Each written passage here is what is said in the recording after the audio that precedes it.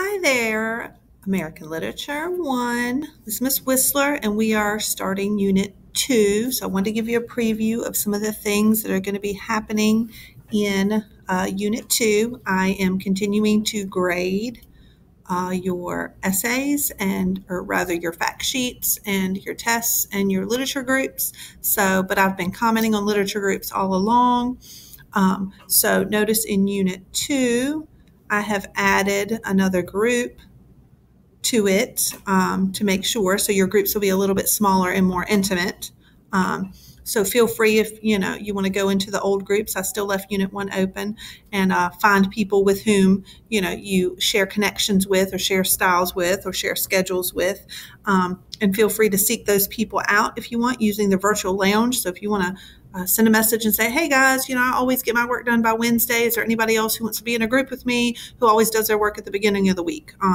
Or who does their work at night, if you just want to coordinate. It is up to you, but you can be more choosy now that you kind of know each other and kind of know what you're looking for in terms of group work. But we have Plymouth, Roanoke, Jamestown, St. Augustine, and you sign up the same way that you did before.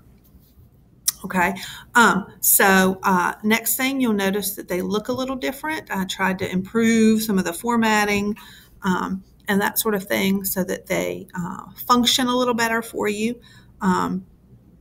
So I have updated that as well. It's still the first page. Okay. Claim your role every week by typing your name underneath it. I can see if people type over top so that I can see. All these links still work. It's still the same. Okay. And then I have tried, and notice Anna's already put her name in this one. Okay, I've tried to go ahead and put the text up there. I will tell you, use the titles. I'm human, I make mistakes, so the page might be off, or I might have gotten an author mixed up because I'm, just flipping through. But if you catch a mistake, just let me know, and I'll try to remember to go into everybody's group and fix it.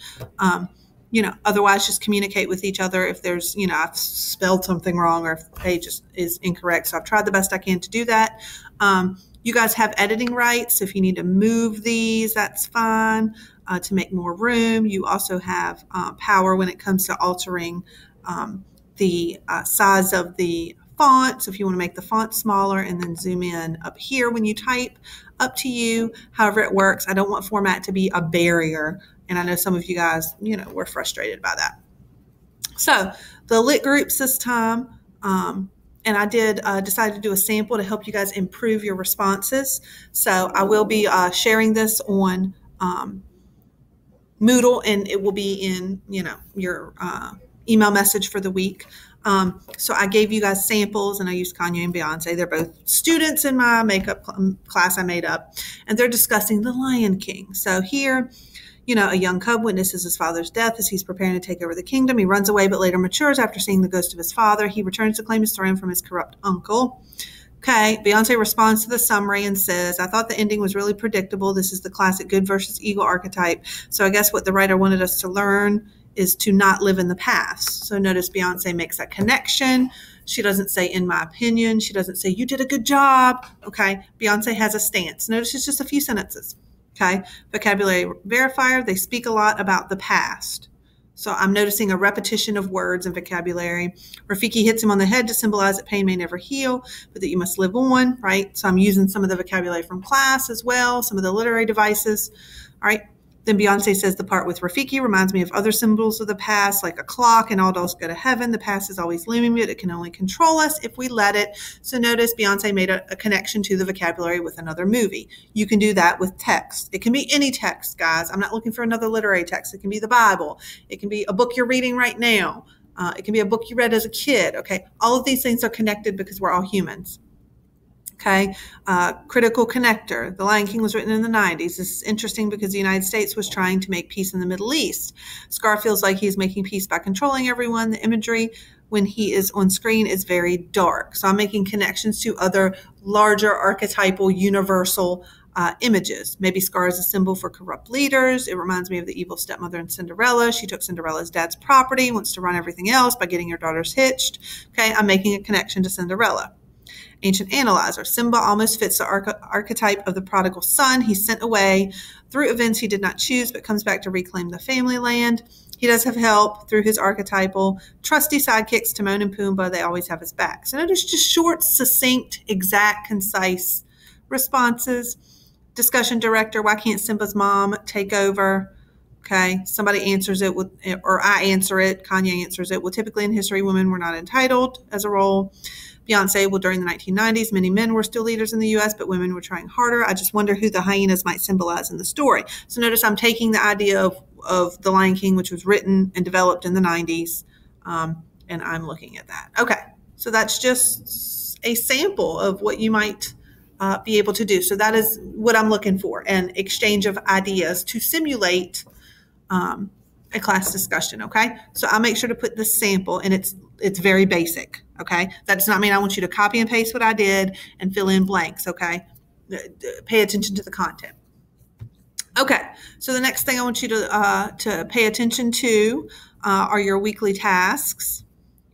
Okay, so I'll have your overview video as I'm doing now, and I'll have that linked up. Okay, make sure to do your fun facts quiz, and then go ahead and do your literature groups. Notice how short a lot of the stuff is. Okay, and then notice on some of the other weeks, we will be jigsawing big readings. So here, notice there are 4, well, there's 3 right now, but I'll have to change it to 4 groups. But you will sign up on the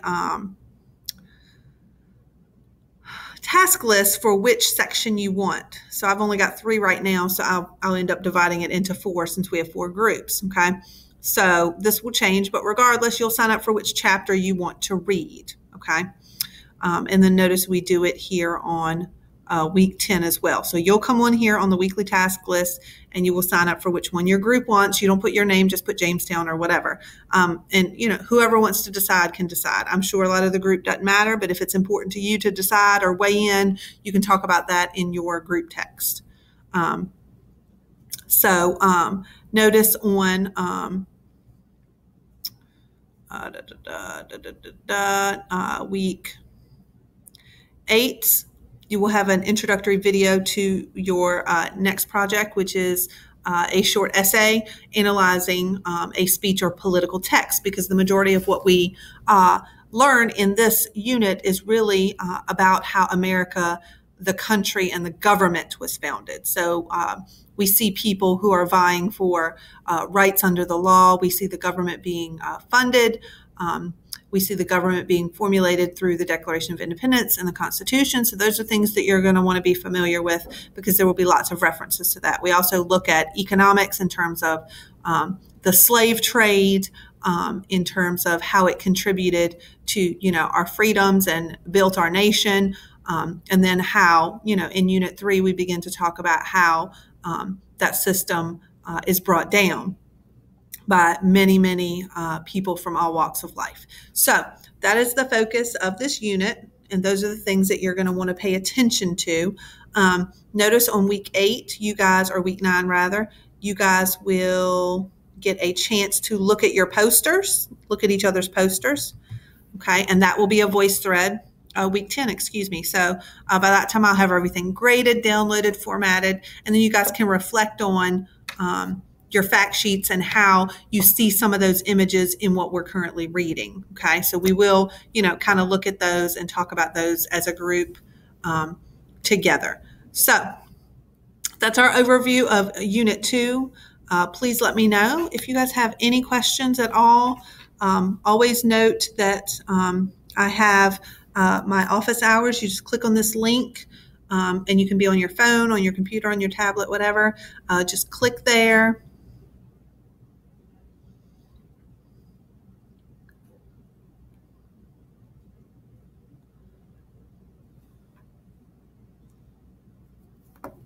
A lot of times you might have to hit allow, and then you just hit join. And you can do video. If you don't want video, you can cut video off. If you want to, mute your microphone, you can. It's up to you, but it's super easy. If these 2 nights don't work, you can make an appointment. Okay. Tuesday, I'm typically on 8-ish to 9:30. because I'm coming back from karate. So sometimes it's like 8:05. So anyway, you can just hang out on there and wait for me. And I'm usually there till about 9:30. If someone hasn't popped on by 9:15, or no one has let me know that they're coming, I'll typically get off. And then Fridays, 8 a.m. to 9 a.m., I'm typically on there waiting. If by some freak reason you can't see me or you can't figure it out, please just reach out to me and let me know. Also look under, quick tips. There's sometimes some stuff under there that you can use. And then major graded assignments here, it'll tell you a little bit about, how to turn in your assignments, but more importantly, how to view your feedback. I believe this is for Turnitin, but it's very similar for the fact sheets. And then there is the project rubric so that you can look at how you're graded on your fact sheet. And so forth. If you've had some sort of crisis and you haven't done the Unit 1 quiz, we'll have to work something else out in order for you to complete that. But typically, I give you typically 48 hours to 60 hours to do the test. So that usually equates to 2.5 days because otherwise, we have to be able to begin and end at some point. And I can't leave a test open for an entire week because that lends itself to,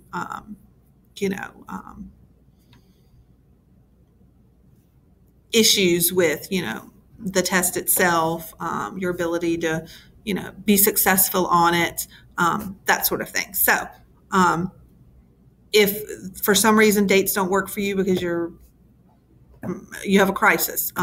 If you're on a business trip, you should have Wi-Fi wherever you are. But if there's a crisis, you just need to reach out to me and let me know what your crisis is. And I'll try to work around it the best I can. I've had people who've had to take, alternative tests, like an essay test, who couldn't take the multiple choice because it had been so long. So I'll work something out for you, but I can't guess your problems. You just have to reach out to me and let me know what your struggle is and how I can help you, because I am here to help you despite maybe what you might believe. So, all right. Please let me know if there's anything I can do. Attend my office hours, shoot me an email, shoot me a message. I'll be grading over the next few days.